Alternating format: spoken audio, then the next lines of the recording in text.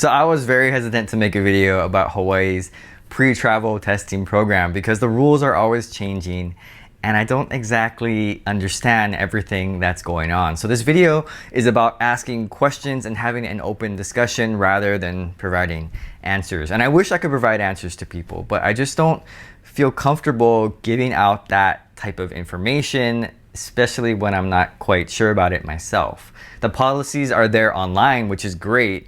It's just that there's confusion to me when it comes to what I read and then what I actually see happening outside. They don't always align. So rather than tell you all about the rules or the 5 things you need to know about Hawaii reopening, I just wanted to talk story about kind of what's going on and some of the aspects of the situation that are still pretty unclear to me as someone who lives in Hawaii and has been following what's been going on. So in this video, I want to talk about wearing masks, the pre-testing program, and family gatherings. And just to be clear, as a local, I'm not trying to get around the rules. I just want to make sure that I'm acting appropriately, and especially because of this YouTube channel, I want to make sure that in my videos, I'm portraying myself following the rules. And maybe there are smarter people out there who understand it completely, but if you're like me, then you're probably a little unsure about some of what's allowed and what's not allowed. I also want to make it very clear that this video is not a criticism of state or county officials or how we even got to this point.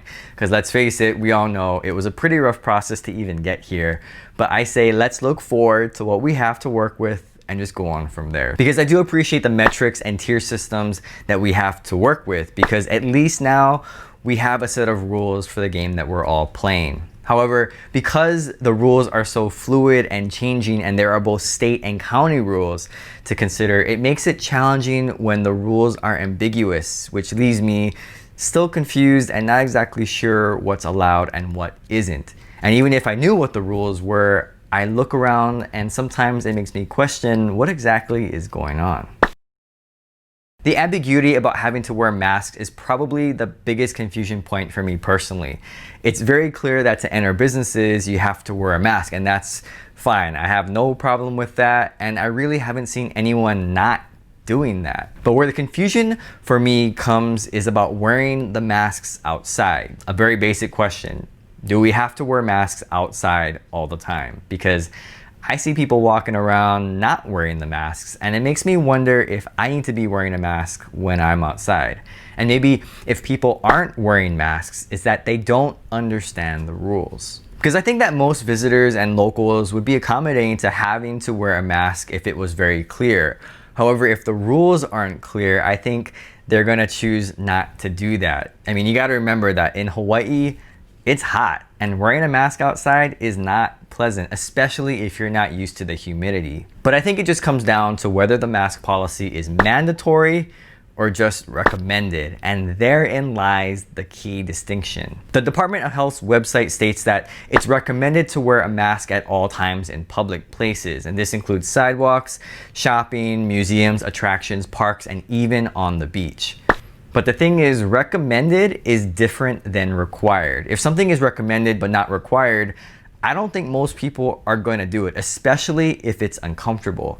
On top of that, if visitors start seeing other people, locals or other visitors, not doing the recommended action or behavior, then they're going to start to think that maybe it's not necessary for them to do it either. Like, if they're not going to do it, why should I do it? And that's a terrible mindset, I know, but that's how we think as people. There are also travel FAQs on the Department of Health's website, which are actually pretty useful, and I would suggest going there to see what's required before coming to Hawaii. On the question of when am I required to wear a mask while in Hawaii, it states that Hawaii Governor David Ige encourages visitors and residents to wear a non-surgical face mask or covering of the nose and mouth while in businesses of any kind and while waiting to enter these businesses. The face mask requirement applies to both business employees and customers. So again, the word encourages is not the same as required, so it's a little bit ambiguous. It continues, on Oahu, City and County of Honolulu Mayor Kirk Caldwell further issued a mandate requiring all individuals to wear face coverings while outdoors in public spaces when it is not feasible to maintain a physical distance of 6 feet from persons who are not members of the same household. So the specifics about the City and County of Honolulu, which is basically the island of Oahu, is a lot clearer, which is good. It says mandates and requiring, but then it states when it is not feasible to maintain a physical distance of 6 feet. And that's the part that's unclear to me. Like, what does feasible mean? Because what's feasible for one person may not be feasible for another. And just to be clear, I wear my mask all the time when I'm outside. But yesterday was pretty hot. And when I went walking around, I wanted to take my mask off. I didn't, but I wanted to. One of the biggest questions I have about having to wear a mask is whether I have to wear a mask if no one is around me. Like if I'm on the beach or at a park and no one is near me. Because based on how the rule is written, it sounds like I don't need to wear a mask if I'm outdoors and I have physical distance from others. Like, am I reading that correct? And at what point does feasibility of maintaining that social distance play a factor? And I don't know. There's also the issue of wearing a mask while exercising, which I still don't completely understand. So it says that you don't have to wear a mask if you're exercising and are able to maintain physical distancing. And that "and" is an important word because I read it as meaning in order to be exempt from the mask wearing policy, you have to be exercising and be able to ensure that you aren't close to people. So if you are running outside, but you're running near people, you have to wear a mask. Is that the rule? I ask because I see a lot of people not wearing masks while they're running along the sidewalk or at the park, and they're just running by people. You know, I see people walking their dogs on trafficked sidewalks and they're not wearing masks either. So my question is, need to or no need? Like I mentioned in a previous video, ever since the mask mandate was brought up, I started running with a mask on and I don't like it. It's hot and I feel like I can't breathe, but I do it because where I run, there are people. And I wish I could go run off on some secluded trail with no one, but where I run, there are people. I run on sidewalks, and so I run with a mask. But now I don't know anymore. Is this something that I even need to be doing, or can I just take off the mask and run like I used to? All things considered, the government did a pretty good job with putting this program together. I know it's not perfect, but it's pretty good, and they at least created a chart and we have tiers, and so we all at least know what's going on.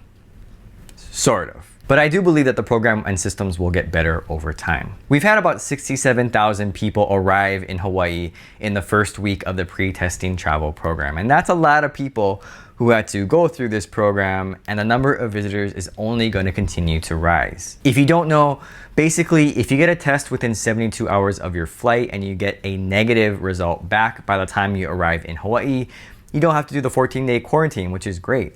If you do take the test, but you don't get the results back before you arrive, you have to quarantine until your results get back in. And if you don't take the test at all, then you have to do the 14-day quarantine. It's pretty simple. They have a pretty easy chart to follow. Very good on that. However, my understanding was that if you opt out of the pre-testing before you arrive, you have to do the 14-day quarantine, and you could not get a test here in Hawaii to give you the all clear. However, I've seen that there are groups offering tests to anyone, some for free to visitors. So my question is, if that's possible, what incentive is there to go through the hassle of scheduling the appointment on the mainland and doing all of that before your flight if you could just come here to Hawaii without the test and just take it here? And if word gets out that you can just test when you get to Hawaii, then you'll have presumably more passengers not tested packing in on the planes, and that could be more trouble. Currently, there are only certain approved testing partners that people can get their pre-traveling testing from, and that's a good thing. I mean, you don't want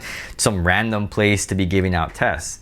But if they're going to allow visitors to test once they arrive here and the results get back fairly quickly, I would think that people would just choose that route. And I'm thinking specifically people coming from places other than just the West Coast, and even people from Japan, which they haven't finalized the plans with yet. Because to me, that option would be great to have testing in state, and Maybe we're not ready for that yet, and that's something that they're going to plan ahead of time. But again, my question is, with companies doing this now, are we allowing this? The last thing I want to talk about is family gatherings. And I think a lot of people will be wondering about the possibility of family gatherings this holiday season. You know, we have Thanksgiving, Christmas, of course, New Year's coming up, all big holidays in Hawaii because, you know, we like to eat and there's a lot of food. And I wish I could go over all of my favorite holiday memories with my family, but we just don't have the time. As I understand it now, social gatherings in private homes with more than 5 people from different households is still prohibited, at least on the island of Oahu. And of course, there are exemptions for things like childcare and caregiving. But for me, I just want to confirm that all family gatherings of more than 5 people who are not living together is not allowed. It's a lot to think about. So to me, that means no Thanksgiving dinner or lunch at grandma's house if you have a really big family. And again, I would ask, is this something that's going to be enforced, or are we doing the honor system on this one? Again, I'm not trying to get out of this mandate if this is the rule that we're all supposed to be playing by. I just want to confirm this because it's been a really long year and I would love to see and spend time with family. So if we have to limit it to just 5 people max, then that's fine. But if we start seeing Facebook and Instagram pictures of huge family potlucks and the uncles drinking beers in the garage, then I kind of have to wonder if this is more of a recommended rule or is this a mandate? And maybe they can work out a system where for family gatherings of bigger sizes, you can get a test, and if it comes back negative, then you could actually meet together as a family. And I only mention this because I miss spending time with family. You know, family in Hawaii is so important, and frankly, with the number of people expected to leave Hawaii after this terrible economic year, it may be the last time we see some of our friends and family. But that's no excuse to not be safe, but just something to kind of consider. So I hope everyone is staying safe out there. Thanks for watching, and aloha.